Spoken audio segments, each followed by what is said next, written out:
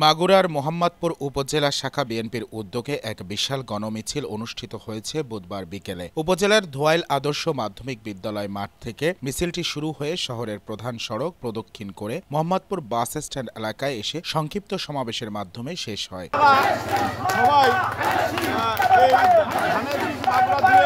প্রায় ৩০,০০০ নেতাকর্মীর উপস্থিতিতে ৪ কিলোমিটার দীর্ঘ এ মিছিলে ধানের শীষের পক্ষে স্লোগানে মুখরিত হয়ে ওঠে পুরো উপজেলা। উত্তেজনায় ভরপুর পরিবেশে বিএনপি ও অঙ্গ সংগঠনের নেতাকর্মীরা দলীয় পতাকা ও ব্যানার নিয়ে মিছিল করেন। দীর্ঘ সময় ধরে চলা এ বিশাল শোভাযাত্রার কারণে সাময়িকভাবে যান চলাচলে স্থবিরতা দেখা দেয়।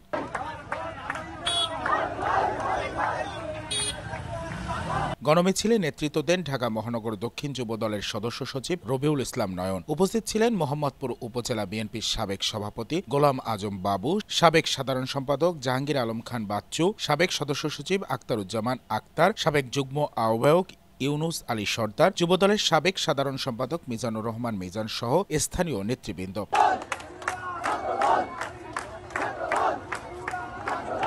বিএনপির ভারপ্রাপ্ত চেয়ারম্যান জনাব তারেক রহমান সাহেব, আমি বিশ্বাস করি যে আমাকে অথবা কাজী সালিমুল্লাহ কামাল ভাইকে মাগুরা ২ আসন থেকে মনোনয়ন দেবেন।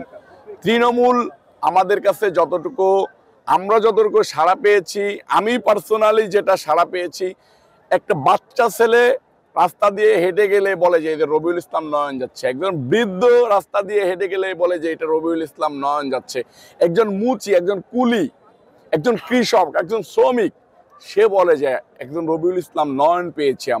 আমরা রবিউল ইসলাম নয়নের মতো একজন সংসদ সদস্য চাই যে তৃণমূলে মানুষের সাথে সর্বদাই মিশে থাকে।